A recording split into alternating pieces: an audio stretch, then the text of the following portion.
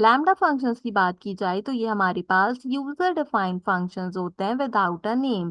हम lambda function को as an arrow function भी रेफर करते हैं और हम ये भी कह सकते हैं कि ये हमारे पास वन लाइन फंक्शंस होते हैं। तो चलिए सबसे पहले यहाँ पर टाइपस्क्रिप्ट में इसकी सिंटेक्स की बात करते हैं कि एग्जैक्टली हम एरो फंक्शन या लैम्डा फंक्शन को किस तरीके से क्रिएट करते हैं। तो आप जब भी कोई वेरिएबल डिफाइन करते हैं वो हम लेट या कांस्टेंट से डिफाइन करते हैं। तो एरो फंक्शन को भी हम हमेशा लेट से डिफाइन करते हैं, उसके बाद हम अपने वेरिएबल का कोई एक नाम बताते हैं, जैसे कि मैं यहाँ पर इसको नेम डिक्लेयर करती हूँ। इसके बाद हम इज इक्वल टू का साइन यूज करते हैं, देन हम अपने पैरामीटर्स का यूटिलाइजेशन करते हैं।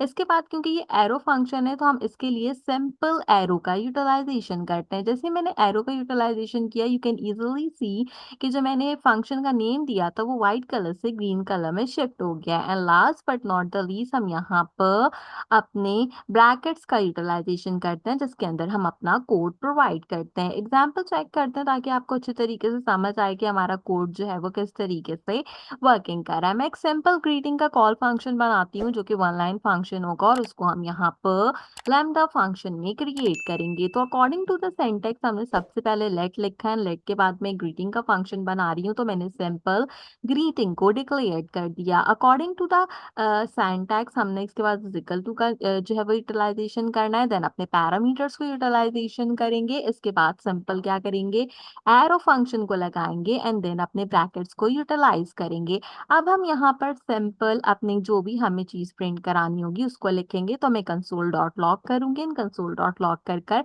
आप कोई भी डेटा यहाँ पर लिख सकते हैं। तो मैं यहाँ पे सिंपल हेलो टाइप स्क्रिप्ट लिखती हूँ एंड यहाँ पर मैं जो हूँ वो इसको प्रिंट आउट करा लूंगी। Last but not the least हमें पता है कि हम जब भी कोई फंक्शन क्रिएट आउट करते हैं तो फंक्शन क्रिएट आउट करते हुए हमें यहाँ पर इस हम जब भी कोई फंक्शन क्रिएट आउट करते हैं तो लास्ट में हम उस फंक्शन को इन्वोक करा लेते हैं। तो मैं अगेन यहाँ पे ग्रीटिंग्स का यूटिलाइजेशन करूंगी एंड इसको इन्वोक कराऊंगी। अभी हमने कुछ भी डिफाइन आउट नहीं किया इसलिए हमारे पास यहाँ पे वॉइड के अकॉर्डिंगली आ रहा है।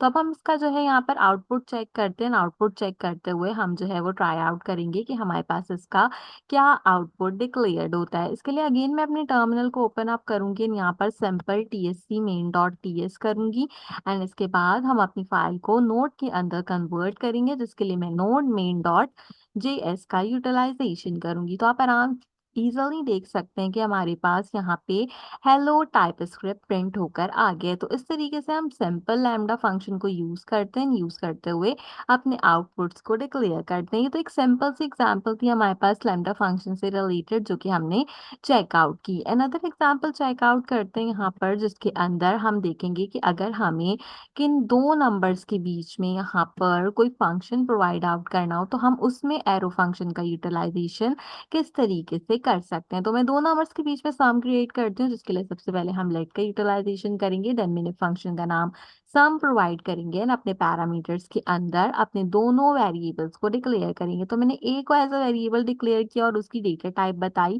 साथ ही साथ मैंने बी को भी यहाँ पर डिक्लेयर कर कर उसकी भी डेटा टाइप हमारे पास यहाँ पर बता दी। इन दोनों नंबर्स का जो सम आएगा हम उसकी डेटा टाइप भी टाइप स्क्रिप्ट को कॉल्ड आउट कर कर बताते हैं। इसके बाद अपने सिंटेक्स के अकॉर्डिंगली हमने एरो फंक्शन या लैम्डा फंक्शन का यूटिलाइजेशन करना होगा।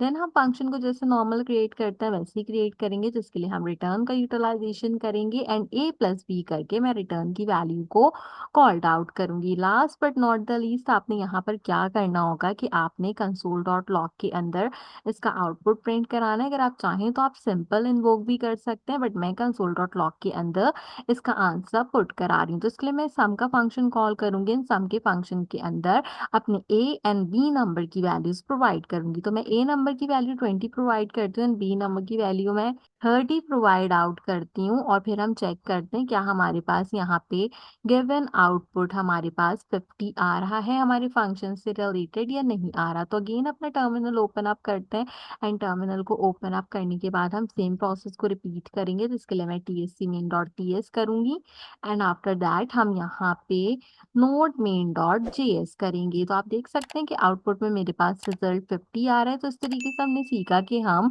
लैम्डा फंक्शन किस तरीके से बना सकते हैं और उसमें किस तरीके से डिफरेंट टाइप की वैल्यूज को पुट आउट कर सकते हैं।